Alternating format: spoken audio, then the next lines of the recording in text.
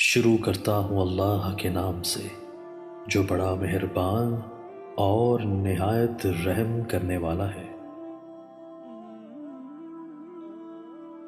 حضرت زید بن ثابت رضی اللہ تعالیٰ عنہ کہتے ہیں کہ نبی صلی اللہ علیہ وآلہ وسلم اپنے خچر پر بنی نجار کے ایک باغ میں تھے۔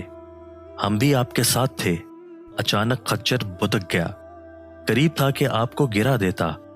6، 5 یا 4 قبریں تھیں۔ آپ صلی اللہ علیہ وآلہ وسلم نے فرمایا، ان قبر والوں کو کون جانتا ہے؟ ایک آدمی نے کہا، میں۔ آپ صلی اللہ علیہ وآلہ وسلم نے فرمایا، یہ لوگ کب فوت ہوئے؟ اس نے کہا، زمانہ شرک میں۔ آپ صلی اللہ علیہ وآلہ وسلم نے فرمایا، یہ امت اپنی قبروں میں آزمائی جائے گی۔ اگر مجھے اس بات کا خدشہ نہ ہوتا کہ تم اپنے مردے دفن نہ کرو گے تو میں اللہ تعالیٰ سے دعا کرتا کہ تمہیں بھی وہ عذاب قبر سنائے جو میں سن رہا ہوں۔ زید نے کہا، پھر آپ ہماری طرف متوجہ ہو گئے اور کہنے لگے، آگ کے عذاب سے اللہ کی پناہ مانگو۔ صحابہ کہنے لگے، ہم آگ کے عذاب سے اللہ کی پناہ میں آتے ہیں۔ آپ نے فرمایا، قبر کے عذاب سے اللہ کی پناہ مانگو۔ صحابہ نے کہا، ہم قبر کے عذاب سے اللہ کی پناہ میں آتے ہیں۔ آپ نے فرمایا، ظاہری اور باطنی فتنوں سے اللہ کی پناہ مانگو۔ صحابہ نے کہا، ہم ظاہری اور باطنی فتنوں سے اللہ کی پناہ میں آتے ہیں۔ آپ صلی اللہ علیہ وآلہ وسلم نے فرمایا، دجال کے فتنے سے اللہ کی پناہ مانگو۔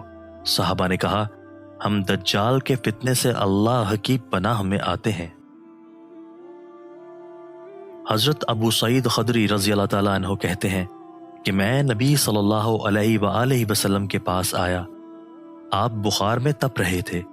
میں نے اپنا ہاتھ آپ پر رکھا تو لحاف کے اوپر سے بخار کی حرارت محسوس کی۔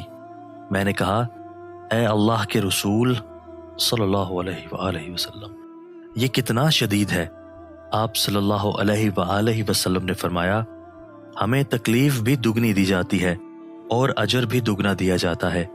میں نے کہا، اے اللہ کے رسول صلی اللہ علیہ وآلہ وسلم، لوگوں میں سب سے زیادہ آزمائشیں کس پر آتی ہیں؟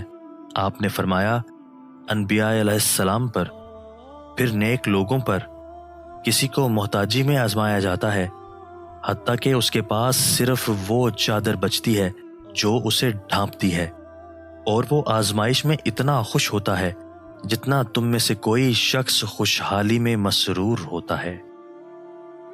دوستو، اللہ تعالی ہمیں ان احادیث مبارکہ پر عمل کرنے اور اپنی زندگیوں کو سنوارنے کی توفیق عطا فرمائے۔